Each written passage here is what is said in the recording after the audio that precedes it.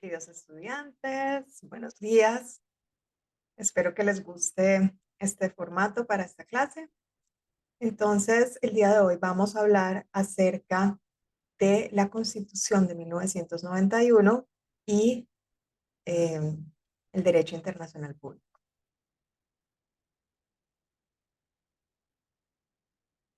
Como todos saben, la Constitución fue promulgada el 7 de julio de 1991 y en materias tocantes con el derecho internacional, pues contiene los siguientes puntos.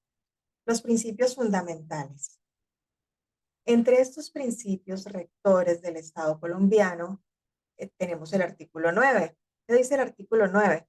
Las relaciones exteriores del Estado se fundamentan en la soberanía nacional, en el respeto a la autodeterminación de los pueblos y en el reconocimiento de los principios del derecho internacional aceptados por Colombia. Ya sabemos que los estados se vinculan con el derecho internacional público a través de tratados y son estos tratados los que van a darnos ese marco de acción. Continúa el artículo 9. De igual manera, la política exterior de Colombia se orientará hacia la integración latinoamericana y del Caribe. Esto, por supuesto, es muy importante porque recordemos que como nosotros no somos potencia, necesitamos de el poder del grupo para poder ejercer ciertas, ciertas presiones para lograr resultados en el plano internacional. Lastimosamente, de pronto este artículo debió haber sido escrito de mejor manera. El decir que las relaciones exteriores se fundamentan en la soberanía nacional expresa un anhelo, pero como ya hemos visto, no tiene soporte en la realidad. Soberanía quiere decir predominio, y en este sentido el Estado es el supremo rector de la nación que lo ha constituido. Pero cuando este Estado entra en relación con otros Estados y conviene con ellos derechos y obligaciones recíprocas por medio de tratados, como ya lo dije, ya no es más que un soberano entre soberanos. Su soberanía tiene que ceder en aquello que concede al otro Estado.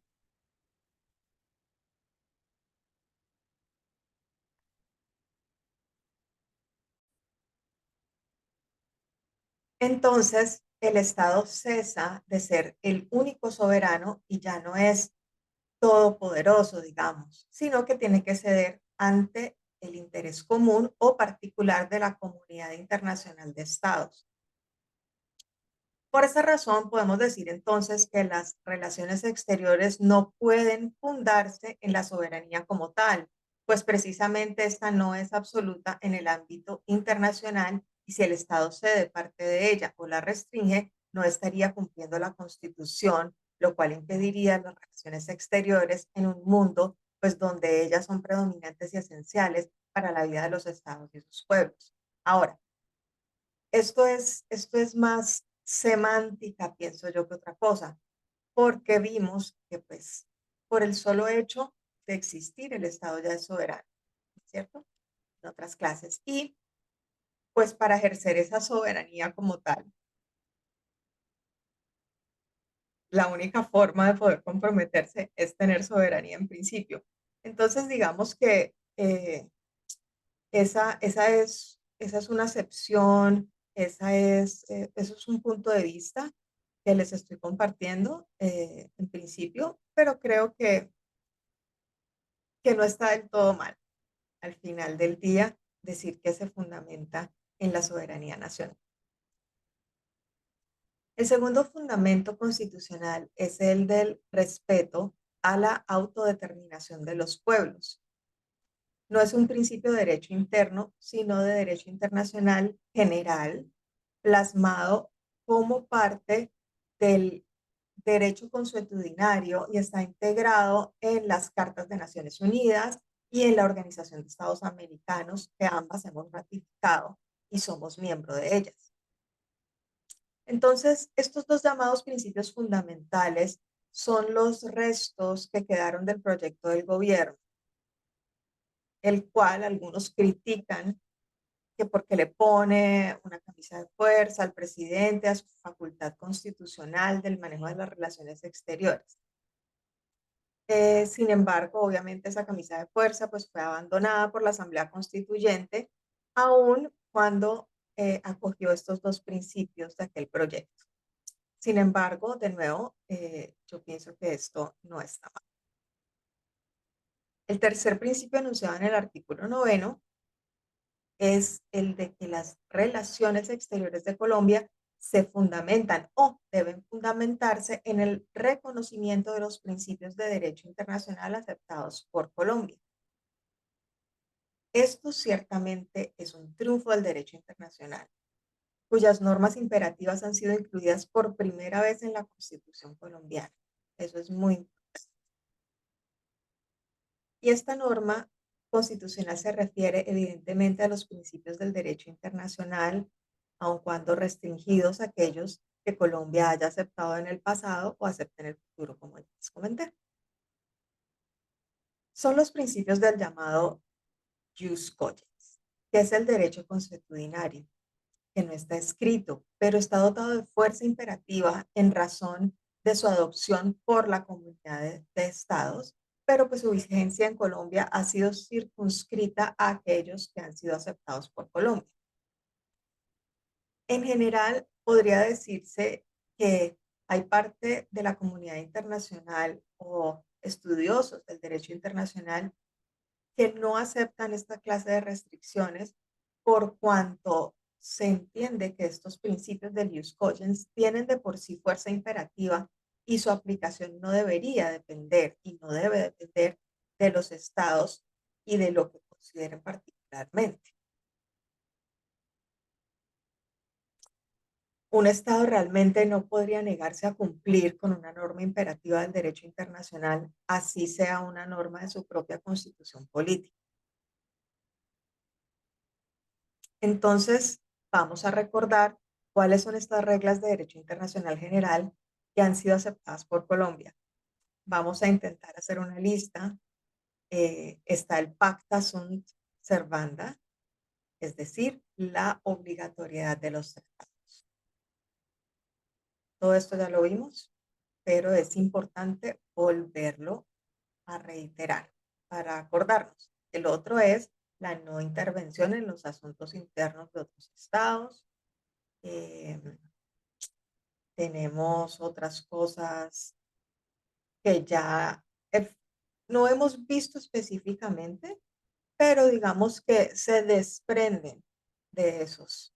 Ya podría ser no extraditar refugiados por causa política, mm, derecho de asilo diplomático, rechazo de la invalidación del derecho a la nacionalidad con daño retroactivo internacional de terceros, la libre navegación de los ríos comunes con estados vecinos, equidad económica internacional, por ejemplo, la creación del derecho de gentes de las naciones americanas. Esto fue como esto se dio en 1854, si no estoy mal. Y tener una conducta internacional legal y digna. El arbitraje, por ejemplo, como medio pacífico de solución de controversias, nos acordamos que la solución pacífica de controversias es ese principio fundamental y las formas ya son eh, una, eh, un desenvolvimiento de esto.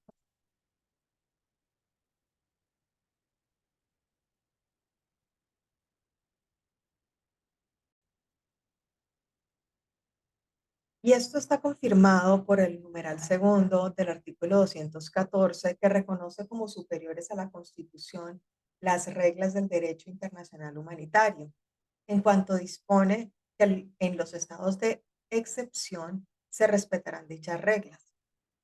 Esto es un eco de invocación del derecho de gentes que ya estaba en la Constitución de 1886 y se le ha dado nuevamente un sentido distinto del ser el derecho internacional, ya que se convirtió solamente en el derecho humanitario, que es solo una parte del derecho internacional o de gentes. Sin embargo, pues tiene su importancia. Pero lo importante que tenemos que decir al respecto en general es que al analizar el conjunto de las disposiciones constitucionales podemos decir que es la primera vez que se sistematizan en forma conjunta. Y esa es una de las grandes ganancias de, de esta, perdón, de esta nueva constitución, que pues ya tiene muchos años, pero pues en relación con las anteriores sigue siendo nueva.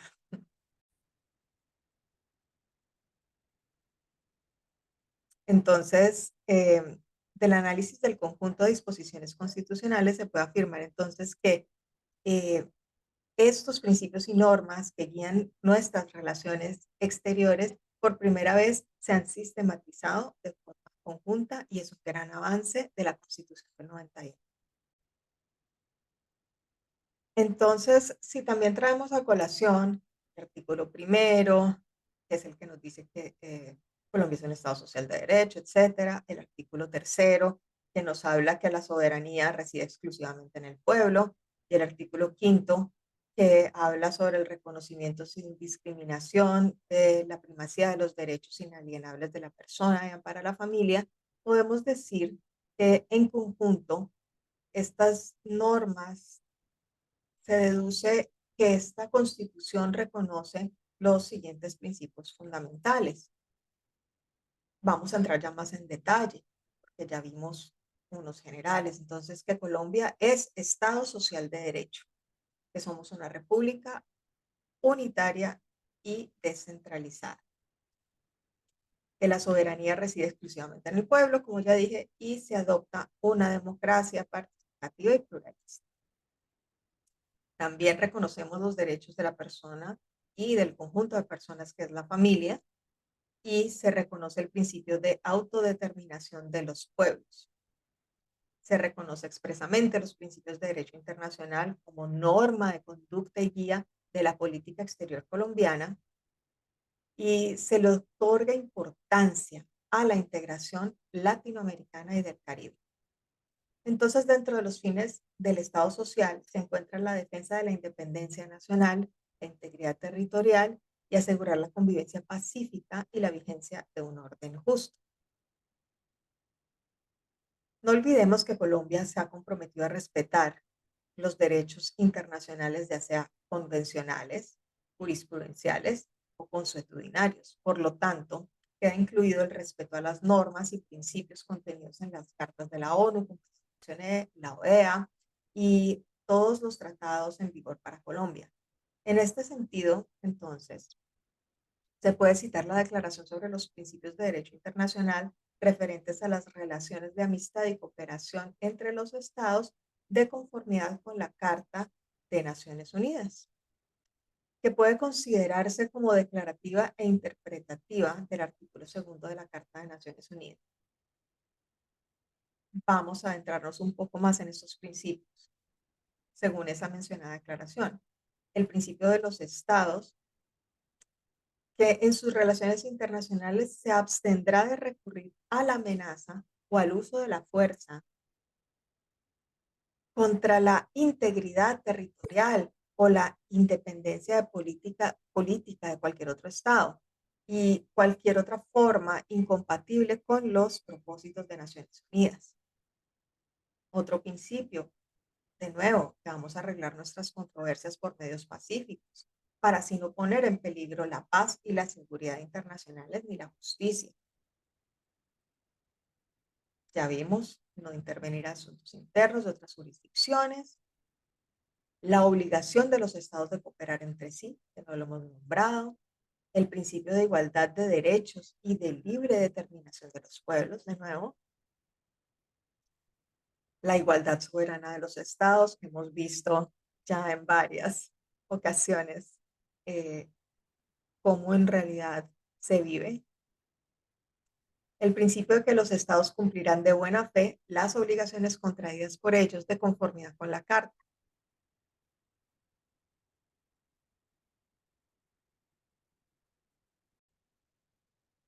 Hay otro interesante que nos habla sobre la obligación de ayudar a la ONU en una acción que emprenda según la Carta y abstenerse de ayudar a Estado alguno contra el cual la organización estuviera ejerciendo una acción preventiva y coercitiva.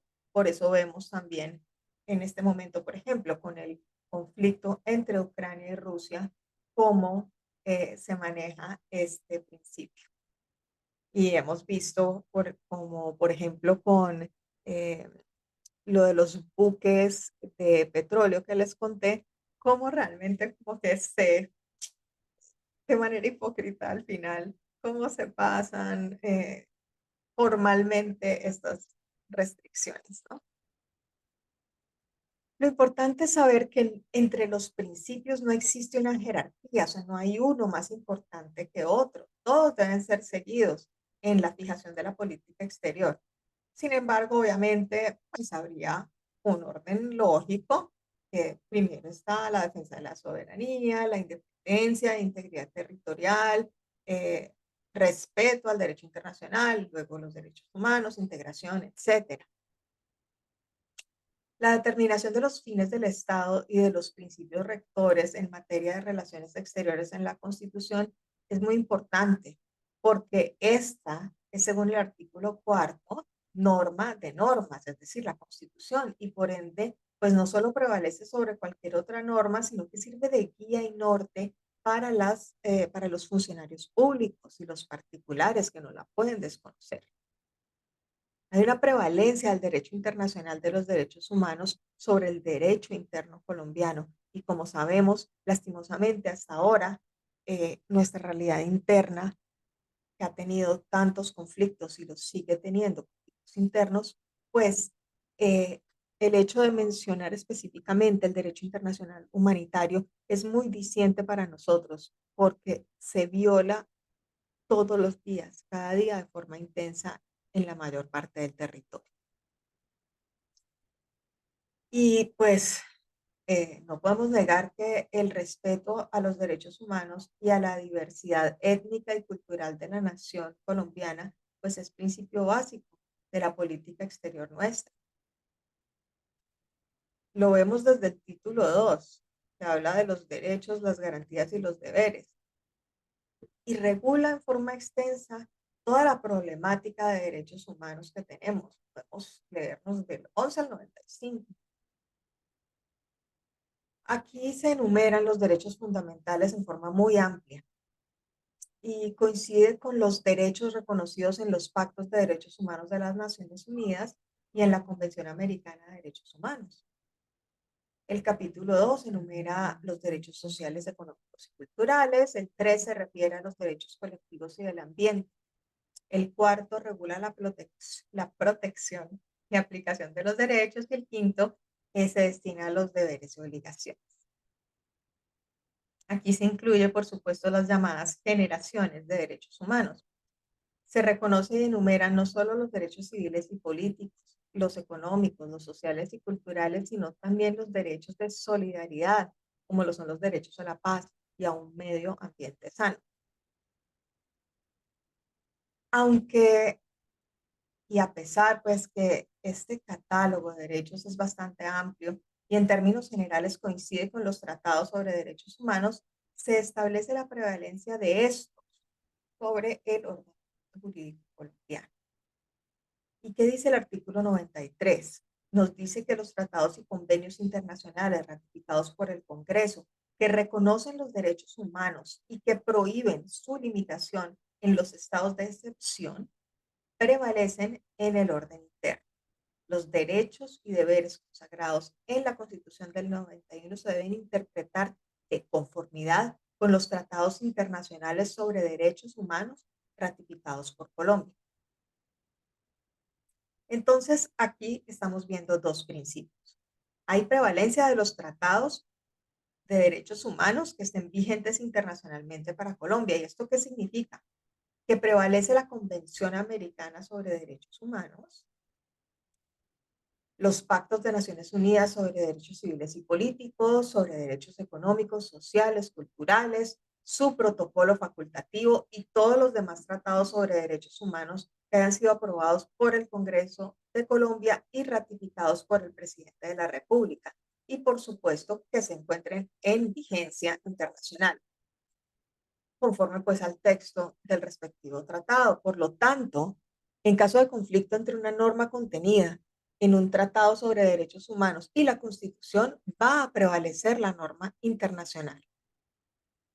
Asimismo, respecto a la suspensión de garantías en caso de guerra o perturbación del orden público, prevalecen las normas internacionales, especialmente el artículo 27 de la Convención Interamericana de Derechos Humanos, que no autoriza la suspensión de algunos derechos y establece la obligación de informar a los demás estados por conducto del secretario general de la OEA los motivos que hayan suscitado la suspensión y la fecha en que se haya dado por terminada tal suspensión. Entonces debemos entender que los derechos y deberes que están consagrados en nuestra Constitución los tenemos que interpretar conforme a los tratados sobre derechos humanos que Colombia ha ratificado.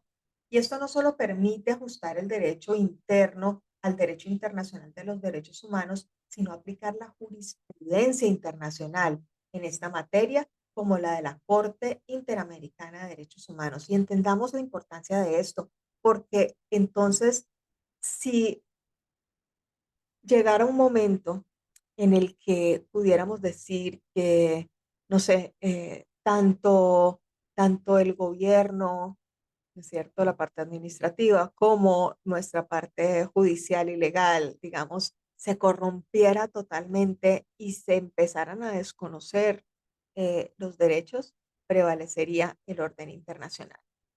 O si nos encontramos frente a un juez que toma una decisión por convicciones políticas o personales que va en contra del derecho internacional, va a prevalecer el derecho internacional. Y por eso muchas veces ustedes escuchan que las personas tienen que acudir a la OEA para que sus derechos sean reconocidos al interior de Colombia. Y esta es la explicación de por qué. El artículo 94 tiene una norma de interpretación favorable a los derechos humanos cuando dice que la enunciación de los derechos y garantías contenidos en la Constitución y en los convenios internacionales no debe entenderse como negación de otros que, siendo inherentes a la persona humana, no figuren expresamente en ellos. Entonces, le estamos dando la injerencia y le estamos dando la importancia que debe tener el ser humano como tal en esto.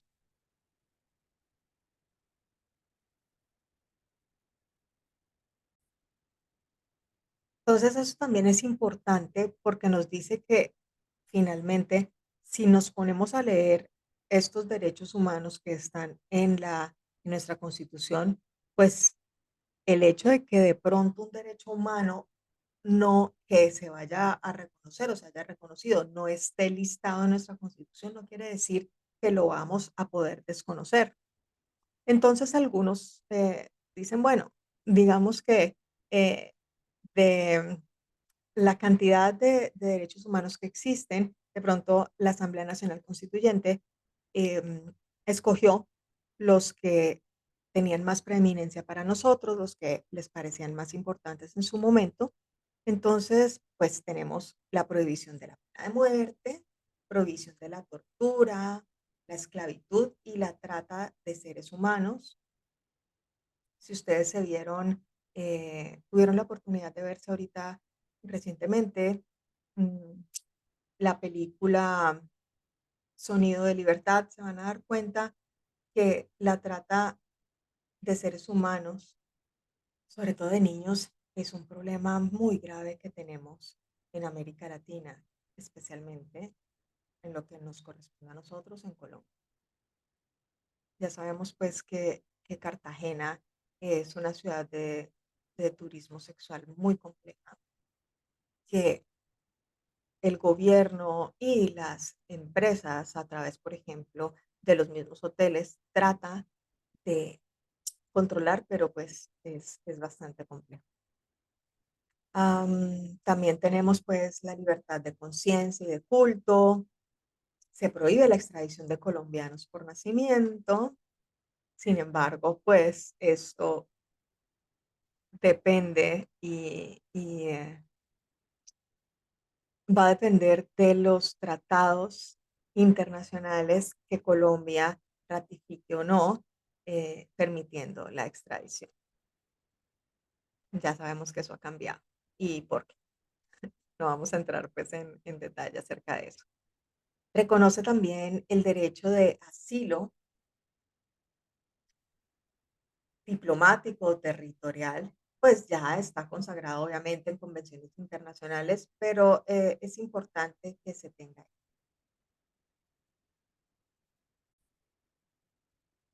Y el siguiente tema es la nacionalidad. Entonces, me parece interesante que comparemos la Constitución de 1886, que es la anterior, con la de 1991, específicamente en este punto de nacionalidad.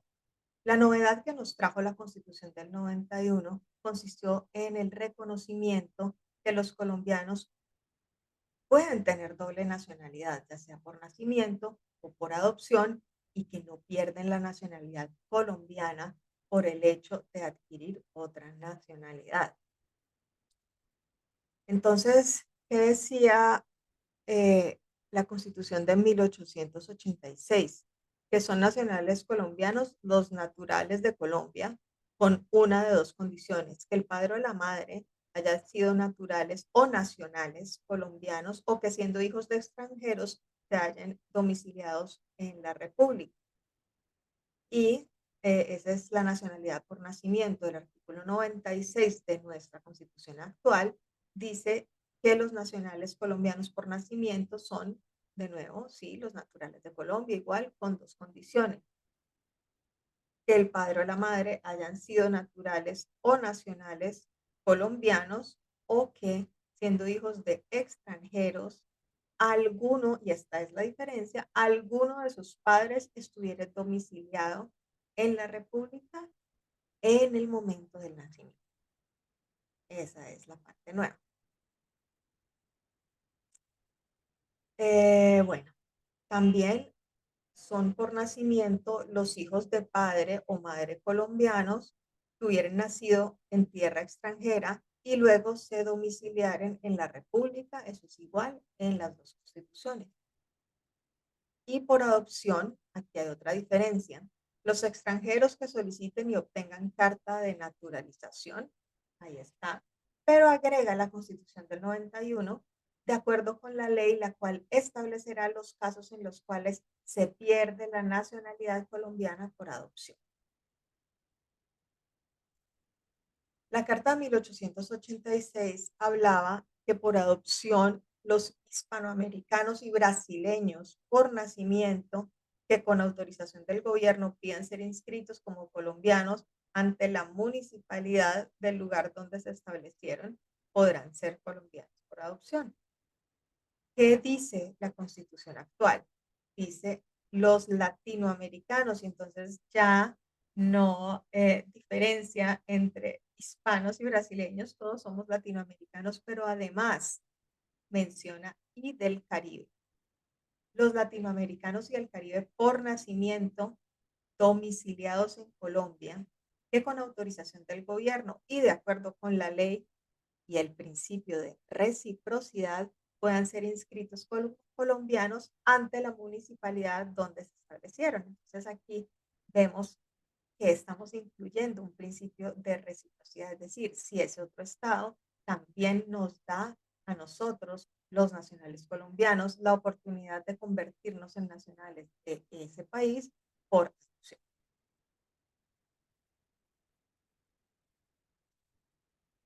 ¿Qué decía la Constitución de 1886? Decía que la calidad de nacional colombiano se pierde por adquirir carta de naturalización en país extranjero, fijando domicilio en el exterior, y podrá recobrarse con arreglo a las leyes.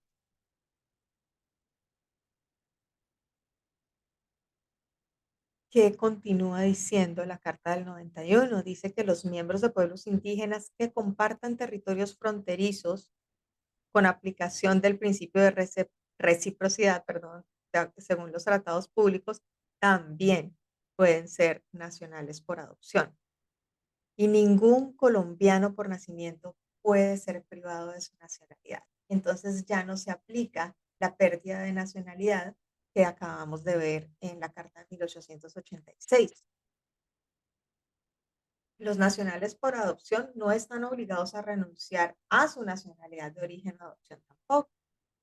Y quien haya renunciado a la nacionalidad colombiana la puede recobrar, obviamente con arreglo a lo que diga la ley. Entonces, esta reforma permite que Colombia pueda suscribir convenios sobre doble nacionalidad como los que tenemos con España y con varios estados latinoamericanos. Pero si no hay tratado y se presenta conflicto de doble nacionalidad, pues hay que darle prelación a la nacionalidad efectiva, que es aquella que corresponde al domicilio o residencia permanente de la persona. Asimismo, la doble nacionalidad obliga a Colombia, pero no a otro estado que no la acepte. Por tanto, si un colombiano es norteamericano por adopción, sigue siendo colombiano, pero esta última calidad no le es reconocida por Estados Unidos, que le aplica su ley y lo considera estadounidense para todos los efectos legales mientras conserve la nacionalidad norteamericana.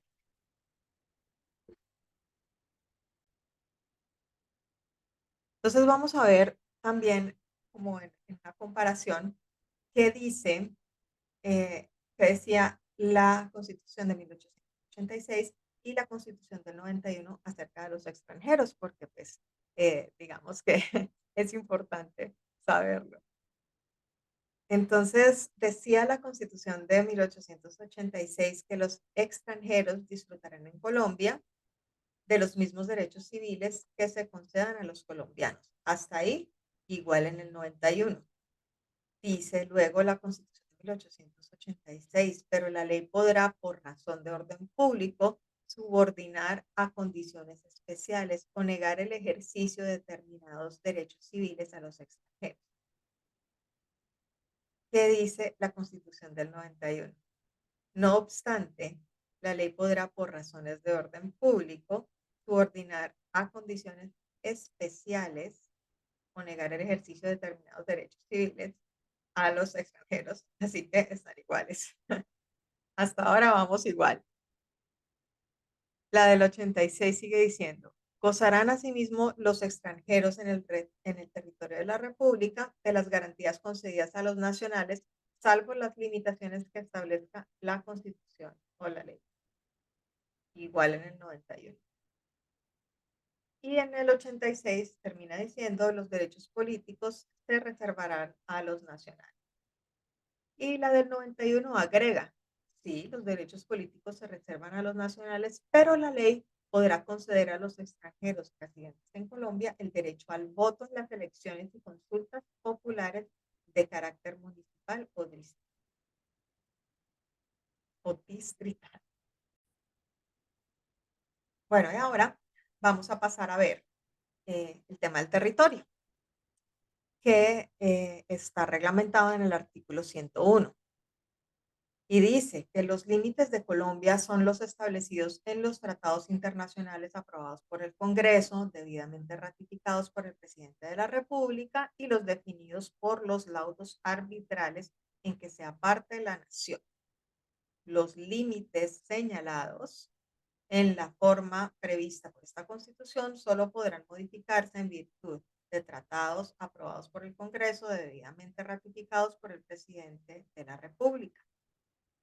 Forman parte de Colombia, además del territorio continental, el archipiélago de San Andrés, Providencia y Santa Catarina y la isla de Malpelo, además de las islas, islotes, cayos, morros y bancos que le pertenecen.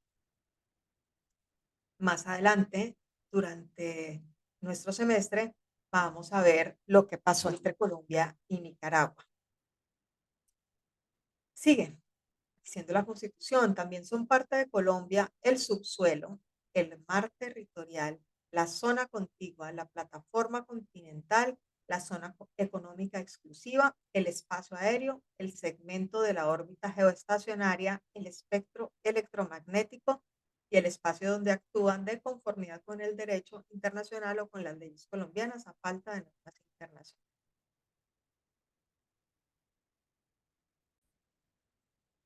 Entonces, ¿qué es lo que cambió con respecto a la Constitución de 1886? Antes, pues, se enunciaban, tratados límites. Aquí, en general, ya nos estamos refiriendo a tratados y laudos arbitrales en la materia. Contiene nuevos espacios marinos, como la zona contigua y la zona económica exclusiva. Incluye el segmento de órbita geoestacionaria, con lo cual se reafirma el derecho de Colombia como país ecuatorial en esta materia y se incluye el espectro electromagnético y el espacio donde actúa y hace expresa referencia al subsuelo. Y esto es importante porque ustedes saben que nosotros somos pues un país rico en materia prima en todas partes, incluyendo el subsuelo, y el decir que esto hace parte de nuestro territorio, pues entonces reafirma eh, los derechos de explotación que tenemos, en principio, si no los otorgamos a otros. Entonces, pues Colombia ha delimitado íntegramente sus fronteras terrestres mediante tratados de límites con Brasil, Ecuador, Panamá, Perú, Venezuela, Costa Rica y Nicaragua. De nuevo, pues ya saben que vamos a ver ese tema con más detalle más adelante. También tenemos tratados sobre delimitación de áreas marítimas y submarítimas con Ecuador, Panamá, Costa Rica, República Dominicana y Haití. Hay unas cosillas pendientes de espacios marinos eh, con otros países que pues iremos viendo si se van resolviendo o no.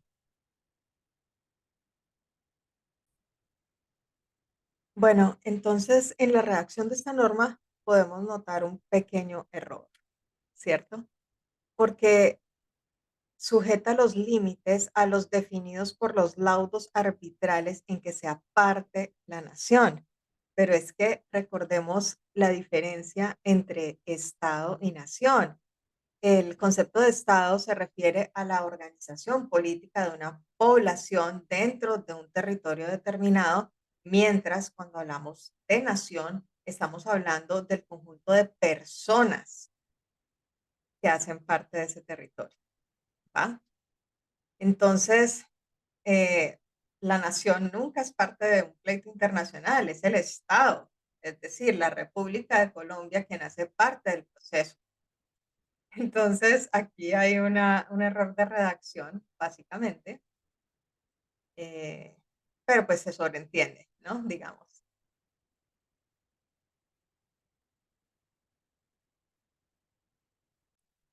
Y si ustedes se fijan, pues también, o sea, en la parte de arriba, en la primera parte, nombra los laudos arbitrales, pero después se olvida de nombrarlos cuando está hablando de los límites fijados, que cómo pueden ser variados. Claramente, no solamente por tratados ratificados, sino por laudos arbitrales que vengan después, como en casos que se pueden dar. O decisiones, ¿cierto? Que vamos a ver más adelante. Entonces, pues básicamente sí, puede ser una enumeración antitécnica como tal, una redacción defectuosa, eh, por la mención, por ejemplo, del archipiélago San Andrés, Providencia, Santa Catalina y Malpelo, pues porque Malpelo no forma parte del archipiélago de San Andrés, no nombran a los cayos, por ejemplo, el Cayo Alicia, Roncador, Quitasueño, Serrana, que también hacen parte del archipiélago de San Andrés. Entonces, pues, digamos que por hacer más, hicieron menos. Hubieran dicho solamente, no, el archipiélago de San Andrés y Providencia, como es costumbre, y ahí se engloban pues todos los islas y cayos de archipiélago. Sin embargo, pues yo diría que eso se resuelve pues a modo de interpretación, pero sí, se cometieron esos errorcitos ahí. Hay unas inexactitudes. Y aunque les comenté, pues, que para mí es importante que se hable del subsuelo en este término, en este artículo, perdón, claramente, podría decirse que es antitécnico que esté ahí, porque el derecho internacional público no habla del subsuelo. Sin embargo, como les expliqué, como que el sentir o la idea detrás de nombrarlo es por la situación en la que se ha visto Colombia con relación a sus riquezas en el subsuelo y por eso creo que lo, lo nombraron ahí. Bueno, entonces ahora seguimos con el régimen de los tratados internacionales. Es importante que sepan que la negociación y suscripción como tal de los tratados corresponde al presidente de la República como jefe de Estado, conforme al artículo 189, numeral 2. Ahora, que se apruebe o no se apruebe un tratado corresponde al Congreso. Y eso es importante por el equilibrio de poderes, ¿cierto?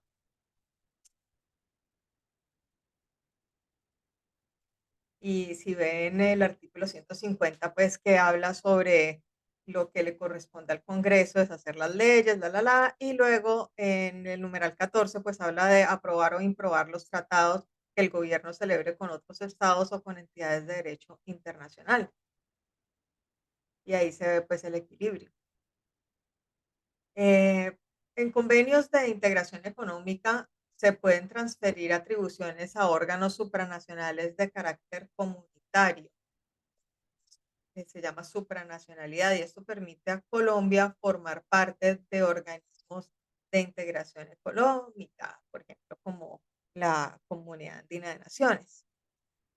La ratificación o adhesión o en general la manifestación del consentimiento internacional en obligarse a un tratado, como dije, corresponde al presidente de la República, así como la formulación de reservas a los tratados o el retiro de dicha reserva.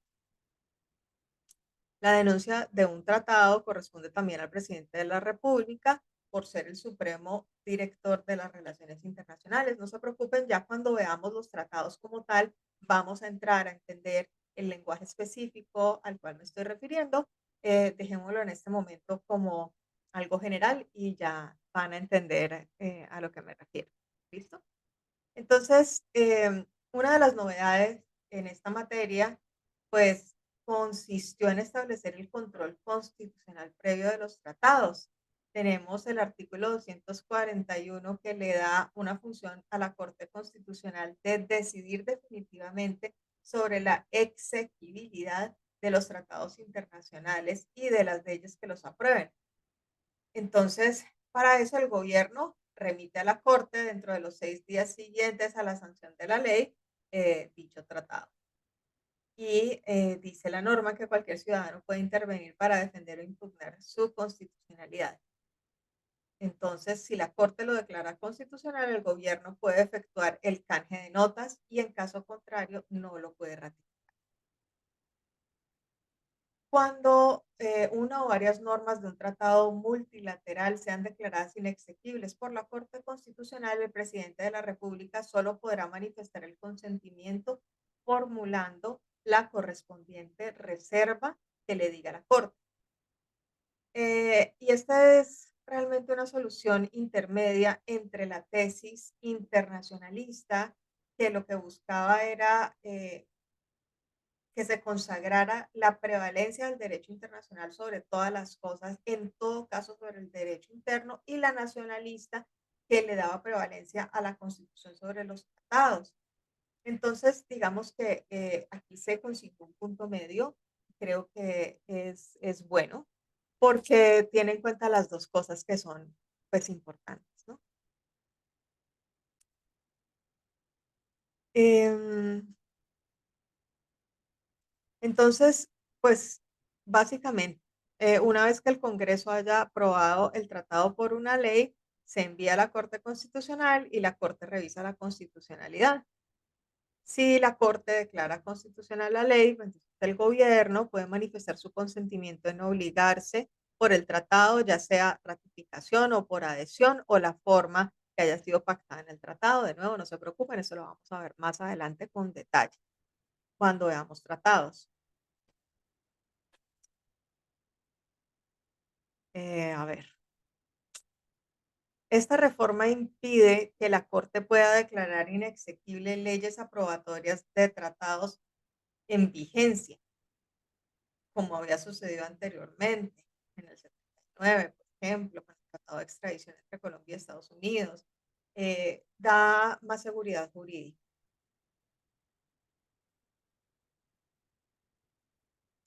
Una excepción en materia de tratados es la prevista en el artículo 189 como atribución del presidente de la República de convenir y ratificar los tratados de paz, de lo cual debe dar cuenta inmediata al Congreso. Entonces vamos también a ver pues unas cositas de redacción que quedaron ahí en nuestra carta del 91 y pues básicamente acuérdense que dije que hablaba de celebrar tratados o convenios. Y pues digamos que esta terminología ya está actualizada porque desde la Convención de Viena sobre el Derecho de los Tratados del año 1969 solamente existen tratados. O sea, no hay necesidad de agregarle explicaciones como la de convenios, pero bueno, así quedó, eh, así quedó en nuestra carta.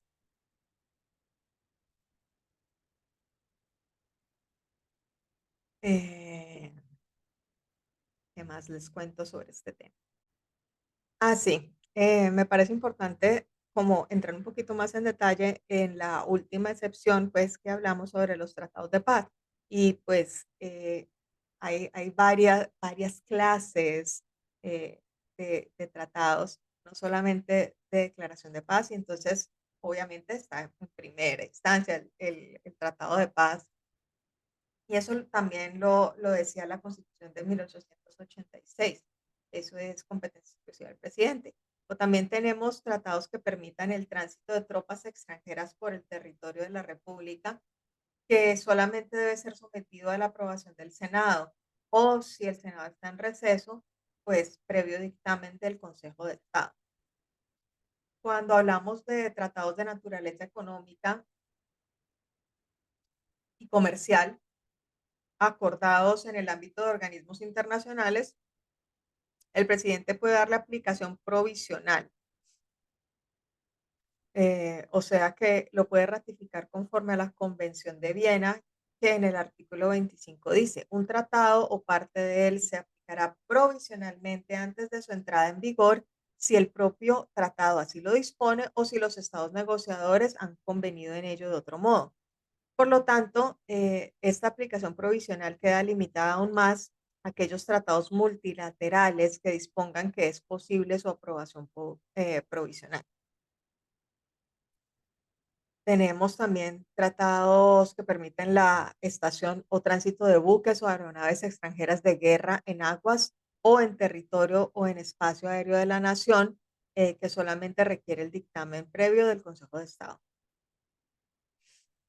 En todas las 4 clases de tratados que el presidente puede celebrar sin la aprobación del Congreso, pues el presidente puede y debe ratificarlos para que rijan y cobren vida, o sea, los de paz, tránsito de tropas extranjeras, estacionamiento de naves o aeronaves y los provisionales. ¿Y esto por qué? Porque la Constitución habla sobre que el presidente tiene em, las facultades para proveer a la seguridad exterior del país y le da facultades para declarar guerra, con permiso del Senado, por supuesto, o lo puede hacer sin esa autorización para repeler una agresión extranjera, pues que necesite reacción inmediata. Pero deben entenderse que en los dos casos debe haber una declaración de guerra hecha por el presidente con permiso del Senado cuando el declarar la guerra no sea urgente. Pues la norma que faculta al presidente para convenir y ratificar los tratados de paz que de nuevo es el caso único en el cual se puede prescindir de la aprobación del Congreso y de la revisión de la Corte Constitucional, pues realmente no hay una ley aprobatoria de tratado de paz como tal. Pero en los dos casos de guerra y agresión con guerra, según el artículo 212 de la Constitución, el presidente con la firma de todos los ministros puede declarar el estado de guerra exterior y con esa declaración el gobierno queda con facultades estrictamente necesarias para repeler la agresión, defender la soberanía y atener a los requerimientos de la guerra y procurar, por supuesto, el restablecimiento de la normalidad.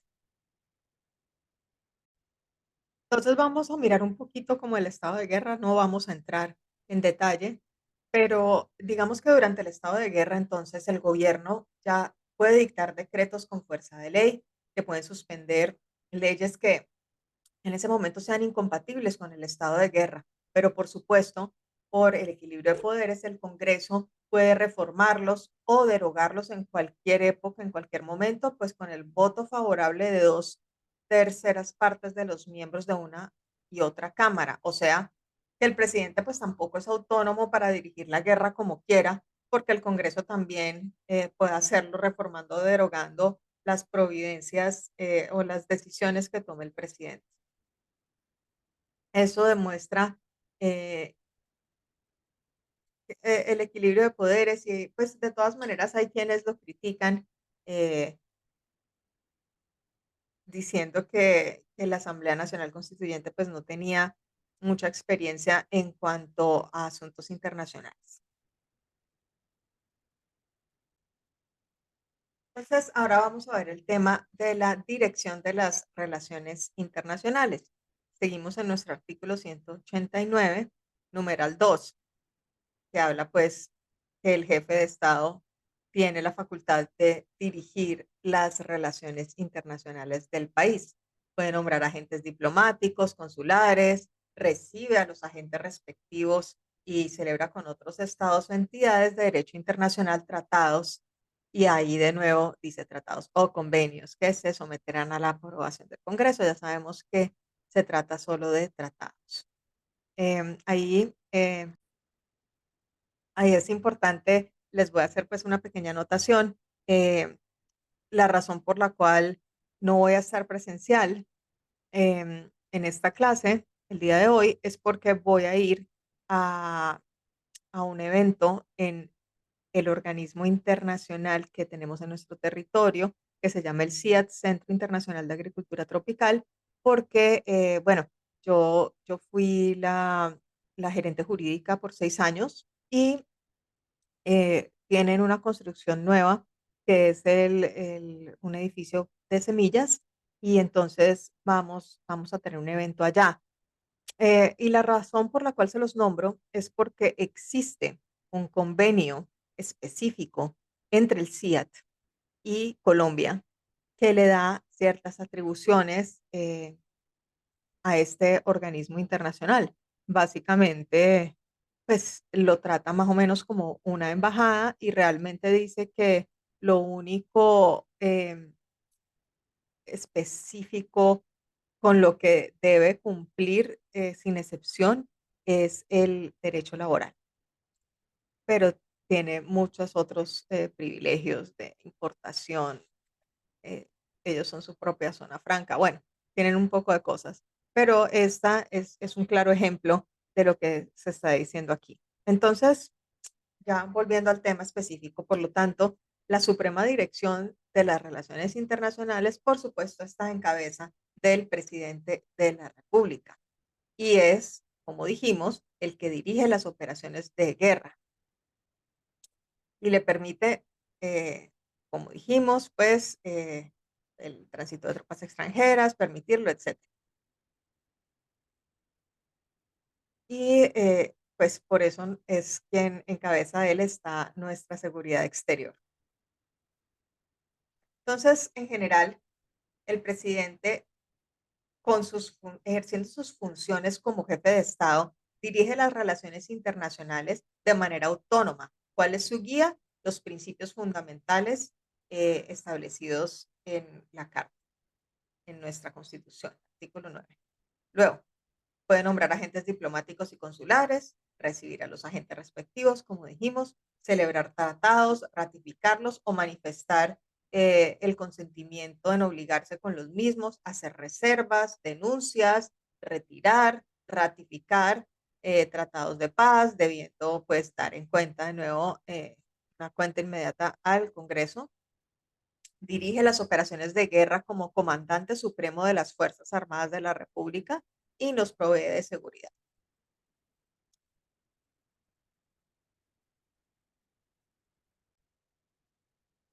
Bueno, y ahora entonces vamos a ver la aprobación de los tratados por el Congreso de la República. Esa es una de las funciones del Congreso, como ya vimos. Sin embargo, si nos ponemos otra vez a mirar así con lupa, la redacción de ese inciso, pues es defectuosa por cuanto el presidente y un ministro, según el artículo 115, inciso segundo, no es quien celebra los tratados, sino el presidente solo, conforme lo dispone el artículo segundo del artículo, el numeral segundo, perdón, del artículo 189 de la Constitución. Ya hemos visto que algunos tratados los aprueba el presidente solo y puede ratificarlos sin previa aprobación del Congreso o solamente con la del Senado o en receso de este con el dictamen del Consejo de Estado.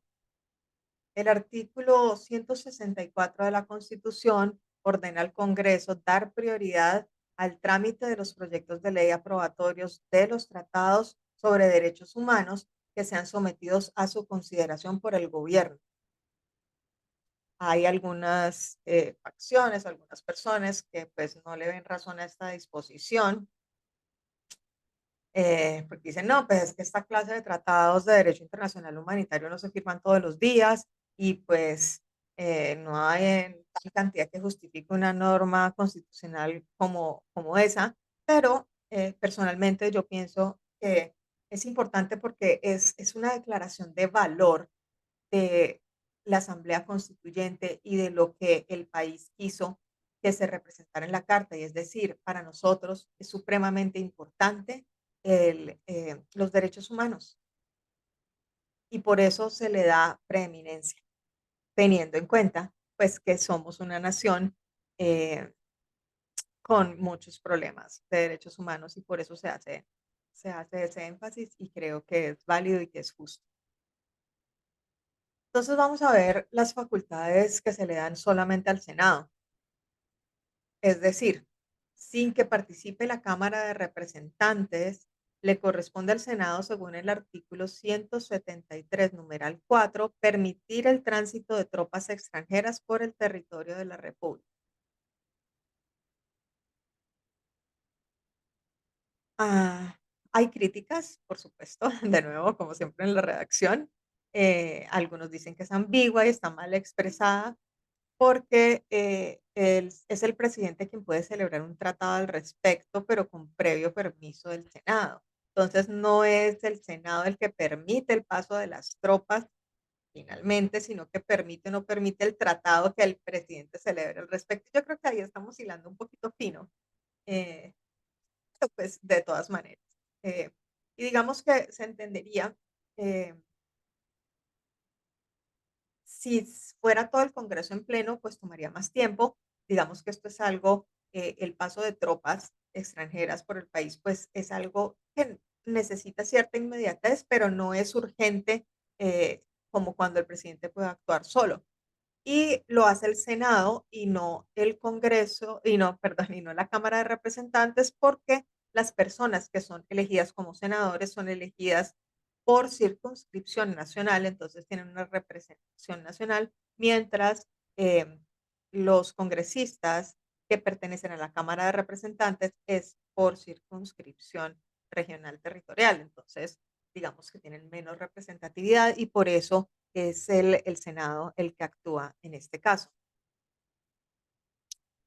Y bueno, de nuevo, lo mismo pasa pues cuando se le atribuye al Senado en el numeral quinto del artículo 173, pues autorizar al gobierno para declarar la guerra a otra nación, pero no es el gobierno, sino realmente es el presidente quien puede declarar la guerra con permiso del Senado o ya dijimos, hacerla sin la autorización cuando es urgente repeler, pues, esta invasión extranjera y no se pueden poner a esperar a convocar al Senado. Entonces, de nuevo, se ve de pronto como las comisiones redactoras no tenían el manejo específico del lenguaje y no hicieron una distinción entre lo que es la nación y el Estado, que ya vimos pues cuál es la diferencia. Y finalmente, pues, si recordamos, se dice que la soberanía está en el pueblo y no en la nación. Y seguimos hablando es de nación a lo largo de la carta y no de pueblo. Pero se sobreentiende al final que estamos hablando de lo mismo. Entonces, según la función 16 del artículo 150, corresponde al Congreso, por medio de leyes, aprobar tratados con otros estados o con entidades de derecho internacional. Por medio de ellos, puede, sobre bases de equidad, reciprocidad y conveniencia nacional, transferir parcialmente determinadas atribuciones a organismos internacionales que tengan por objetivo promover o consolidar la integración económica con otros estados.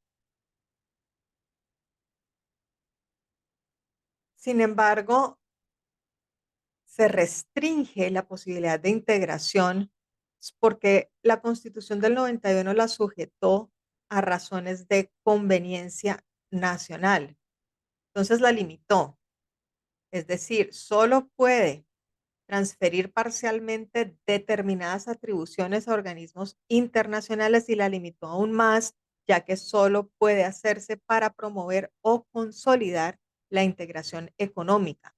Entonces, digamos que ahí no se tuvo en cuenta la integración cultural, educativa, política o cualquier otra clase de integración. Es decir, sí, no podríamos celebrar tratados de integración política como el Parlamento Latinoamericano, cosas así. Hay algunos estudiosos que dicen que esta norma sobre la integración es contradictoria con la del artículo 226, que dice que el Estado promoverá la internacionalización de las relaciones políticas, económicas, sociales y ecológicas sobre bases de equidad, reciprocidad y conveniencia nacional. Aquí se amplía el alcance de la integración. eh, si es que lo que aquí se llama internacionalización puede comprender la integración. Pero, sin embargo, yo diría que como la carta se puede, eh, y de hecho así se interpreta de manera sistemática, pues entonces se podría entender que este artículo posterior da una posibilidad más amplia que de pronto el anterior no tenía contemplada. Entonces, hablemos de tratados económicos y comerciales acordados con organismos internacionales y que el presidente puede dar aplicación provisional a estos tratados de naturaleza económica y comercial. Entonces, eh, ¿cuál es la proposición básica de la aprobación provisional de tratados? Está limitada primero a que sean tratados o de naturaleza económica o comercial, que hayan sido acordados en el ámbito de organismos internacionales y que sean tratados de tales características que dispongan que pueden entrar en vigencia provisionalmente y pues eso lo tiene que decir el texto del tratado mismo. Es decir, que se restringe la aprobación provisional a tratados que tengan esas características, que esa sea parte de su naturaleza, su razón de ser. Y estos pueden ser aprobados por el presidente y se depositan la aprobación provisional, eh, por supuesto, siempre sujeta a aprobación del Congreso y la ratificación definitiva del presidente. También dice el artículo 224 que tan pronto un tratado entre en vigor provisionalmente debe enviarse al Congreso para su aprobación y que si el Congreso no aprueba, pues se suspende su aplicación. Obviamente, se entiende que el presidente también debe comunicar al organismo internacional de qué se trate, de que la aplicación provisional ha terminado para todos los efectos del tratado, pues si el Congreso no lo aprueba.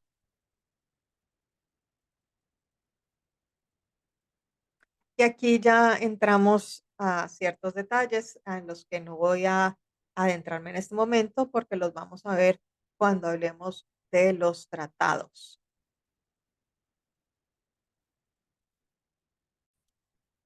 Lo que podemos ver en general es que la, la aplicación em, provisional de los tratados ya está prevista en términos generales en la Convención de Viena sobre Derecho de los Tratados de 1969, que fue aprobada por el Congreso y a la cual se adhirió.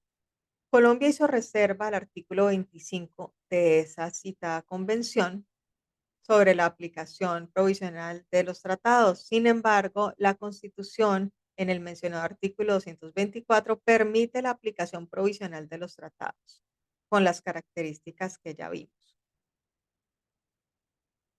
Ahora, tenemos en el artículo 225 de la Constitución la Comisión Asesora de Relaciones Exteriores. Y dice el artículo que su composición será determinada por la ley y es un cuerpo consultivo del presidente de la República. Esta comisión no figuraba en la Constitución de 1886. Se debe observar que no se trata de conceptos obligatorios, por supuesto, para el presidente de la República, porque es, como lo dice su nombre, una comisión asesora, puesto que el presidente es el supremo director de las relaciones exteriores y no tiene ninguna limitación, sino que le dan conceptos y el presidente puede o no acogerlos.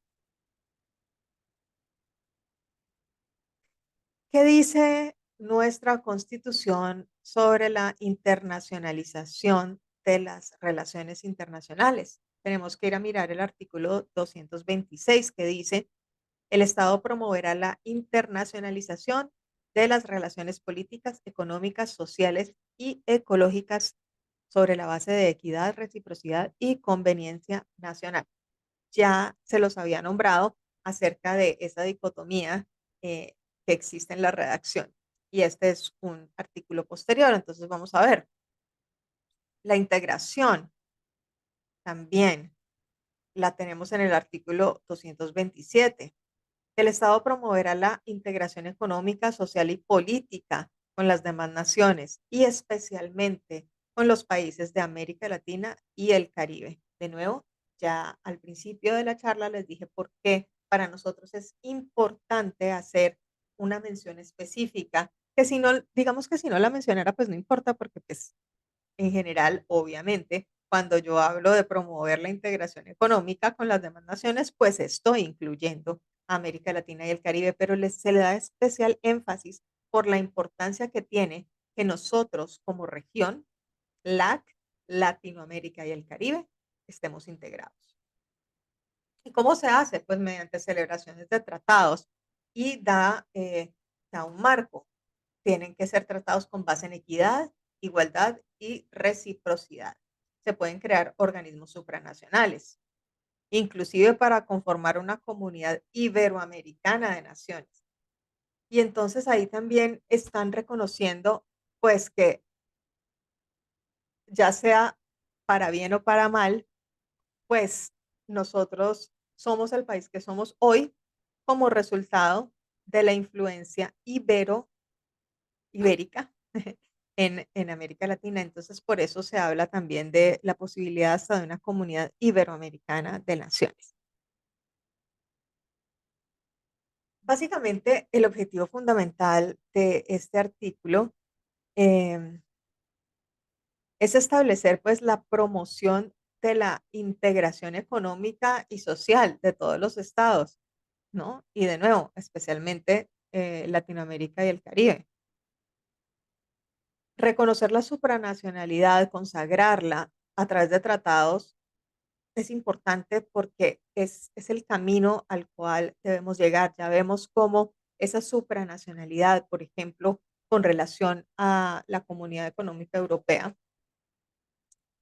pues les ha dado el peso que les ha dado y si nosotros seguimos ese camino, podemos terminar teniendo una región mucho más fortalecida. Básicamente, entonces, no hay obstáculo jurídico para que Colombia forme parte de organismos internacionales de integración económica, como en efecto lo tenemos, como la LADI, Pacto Andino, etc. También se autoriza que se establezcan elecciones directas para la constitución del Parlamento andino y Parlamento latinoamericano. Bueno, y quiero traerles ya a modo de conclusiones un ejemplo de la aplicación del pacta sunt servanda, es decir, recuerden que eso es cómo nosotros nos obligamos a cumplir con lo pactado, a cumplir con los tratados que nosotros firmamos. Y un ejemplo supremamente diciente lo tenemos con la Constitución del 91 y el concordato.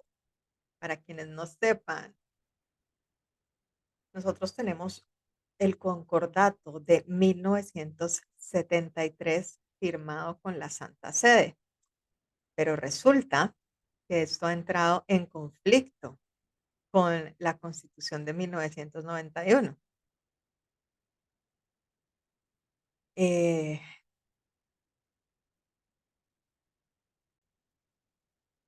Entra en vigor la Constitución del 91, entra a actuar la Corte Constitucional y se declara en 1993 un buen número de artículos em, de este concordato se declaran contrarios a la Constitución. Entonces, digamos que, por supuesto, desde el punto de vista de la Santa Sede, cómo se ejerció el control de constitucionalidad sobre este tratado internacional que ya estaba perfeccionado, pues hay algunos que dicen que fue una violación clara de pacta sunt servanda. La aplicación de las normas derivadas del concordato en los años posteriores a 1991 eh, no la podemos separar de la evolución del derecho eclesiástico en Colombia. Es una evolución que ha permitido superar en buena medida pues, las dificultades surgidas en 1993. Digamos que el concordato del 73 es un reflejo de su tiempo y era como una transición. Muchas de esas disposiciones tratan de las clásicas materias mixtas en términos similares a los concordatos anteriores. Por ejemplo, la libertad e independencia de la jurisdicción eclesiástica, el reconocimiento de la personalidad jurídica civil a los entes eclesiásticos, la libertad de la iglesia para fundar, organizar y dirigir centros de enseñanza, la asistencia pastoral de las Fuerzas Armadas, por ejemplo, libertad de nombramiento de obispos, exenciones fiscales para edificios destinados al culto y el derecho de la iglesia a poseer y administrar sus propios cementerios. Otros artículos están relacionados con aspectos particulares de la situación colombiana y son claros ejemplos de desarrollos concretos del principio de colaboración proclamado por el Concilio Vaticano. Concretamente, la Iglesia se obliga a cooperar con el Estado en los servicios de educación y promoción social. Se le da la posibilidad de celebrar contratos con el Estado en los que la Iglesia se hace cargo de programas de educación, por ejemplo, en zonas marginadas, promoción de condiciones humanas y sociales de la población indígena y de los residentes en zonas marginadas, la cooperación en la defensa y promoción del patrimonio artístico y cultural, etcétera. Pero entonces vemos, esto pasó durante el gobierno de César Gaviria como consecuencia de la iniciativa de promover la modificación de la Constitución. Eh, y finalmente, pues ya todos sabemos que no se modificó, sino que se elaboró una nueva Constitución. Y de acuerdo con el artículo 93, eh, adquirieron una particular relevancia desde el punto de vista de las fuentes del derecho eclesiástico, los tratados internacionales en materia de derechos humanos. Dice el artículo 93, los tratados y convenios internacionales ratificados por el Congreso, recuerden que ya lo nombramos, que reconocen los derechos humanos y que prohíben su limitación en los estados de excepción, prevalecen en el orden interno. La Constitución del 91, en contraste con la expresión que tenía la de 1886 en el preámbulo, decía: "En nombre de Dios, fuente suprema de toda autoridad". Ahora, en el 91 decimos: "El pueblo de Colombia". El Estado colombiano, por supuesto, se funda en el respeto de la dignidad humana, el trabajo y la solidaridad. Eh, pero es muy diciente, es importante que el preámbulo se haya cambiado, porque la Constitución del 91 refleja ese cambio social que se vino dando y que pues era imposible seguir con lo que se decía, y con el concepto de, de sociedad que tenía la Constitución de 1886. Sin embargo, sigue habiendo rezagos. Digamos que si uno escucha a las Fuerzas Armadas, a la policía, lo primero que dicen es Dios y patria. Entonces, todavía está permeado mucho de la religión, específicamente la católica, en nuestra sociedad. Pero básicamente,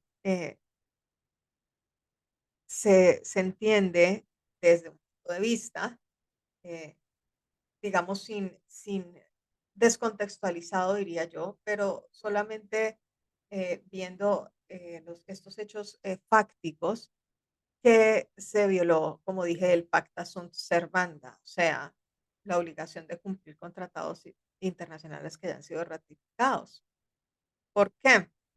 Porque cuando decimos que en el artículo 42, por ejemplo, que los matrimonios religiosos tendrán efectos civiles, pues ya eso, en el concordato del 73, quienes han estudiado el tema dice que eh, expresaba que los matrimonios católicos ya tienen efectos civiles. Entonces, digamos que eso no se deriva de la norma interna, sino del propio concordato como tal. Y sigue diciendo ese mismo artículo 42 que los efectos civiles de todo matrimonio cesarán por divorcio con arreglo a la ley civil. El concordato del 73 en el artículo octavo respeta la indisolubilidad del vínculo del matrimonio católico. También se dice que se viola el concordato al disponer en el inciso séptimo que tendrán efectos civiles las sentencias de nulidad de los matrimonios religiosos dictados por las autoridades de la respectiva religión en los términos que establece la ley. Y la violación consiste en que el concordato del 91, en su artículo séptimo, le da plenos efectos civiles a las sentencias dictadas por los tribunales eclesiásticos. Es decir, de nuevo, sin necesidad que la ley venga a darles efectos, que lo tienen es en virtud del propio concordato de este tratado internacional como tal. Y finalmente dicen, pues, que la remisión a la legislación canónica contradice el principio de soberanía del artículo tercero de la Constitución. Yo diría, si vamos a ver ese caso, ¿será que realmente se violó o no se violó? Pues yo diría que no. Realmente no creo que se haya violado ese principio como tal. Simplemente lo que se dijo en el concordato, pues, se estableció también en la Constitución. Entonces, yo diría que no hay violación, aunque hay personas, pues, que en su estudio han dicho que sí.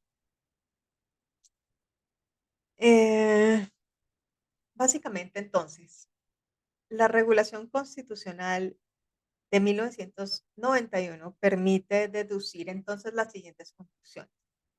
Las relaciones exteriores de nuestro país se fundan en el respeto a la soberanía, la autodeterminación y el sometimiento al derecho internacional. En materia de derechos humanos, pues se amplía el catálogo de los mismos, pero obviamente, como ya vimos, no es taxativa. se crea un mecanismo para su tutela, se da prelación a los tratados sobre derechos humanos, sobre el derecho interno, no solo para su aplicación, sino para su interpretación. Se consagra la doble nacionalidad, lo que permite suscribir convenios en esta materia y está acorde con el deseo de quienes, habiendo optado por otra nacionalidad, desean seguir siendo colombianos. Amplió el concepto de territorio al incluir zona contigua, zona económica exclusiva, la órbita geoestacionaria y el espectro electromagnético y el espacio donde actúa. Sin embargo, ya vimos que se cometieron algunos errores geográficos. Y en materia de tratados, pues se consagró el control constitucional previo de los tratados y la aplicación provisional en materia económica y comercial. Se reafirma el principio de que el presidente es el supremo director de las relaciones exteriores y tiene la facultad discrecional de nombrar sus agentes diplomáticos y consulares y recibir a los agentes respectivos. Y es lógico porque finalmente estas personas están reemplazando, o sea, sí, reemplazando al presidente, hablando por el presidente, más bien, no reemplazándolo, porque el presidente pues no puede estar en todas partes, pero necesita poder elegir a estas personas que van a hablar en nombre suyo, entonces digamos que no pueden ser impuestos por esa razón. ¿No? Se reafirman también las facultades del presidente en materia de guerra exterior, se precisa eh, en estado de excepción los límites de los decretos dictados por el presidente. Se refuerza el compromiso por la integración latinoamericana y del Caribe, LAC, como vimos. Se institucionalizó la Comisión Asesora de Relaciones Exteriores, de nuevo como cuerpo consultivo del presidente. Pienso que estas reformas han contribuido a que Colombia desarrolle una política exterior acorde con los cambios que se han producido en el mundo, con los cambios que se han producido y se están produciendo en nuestra sociedad y, por supuesto, con base en los intereses nacionales. Entonces, muchachos, les agradezco mucho por su atención el día de hoy con este nuevo formato. Recuerden pues que deben y pueden y deben ir a mirar estos artículos que he citado de la Constitución y hacer lecturas adicionales para profundizar en la materia. Muchas gracias. Recuerden que a mediodía nos conectamos por Zoom para tener ya una discusión en el aula virtual. Muchas gracias.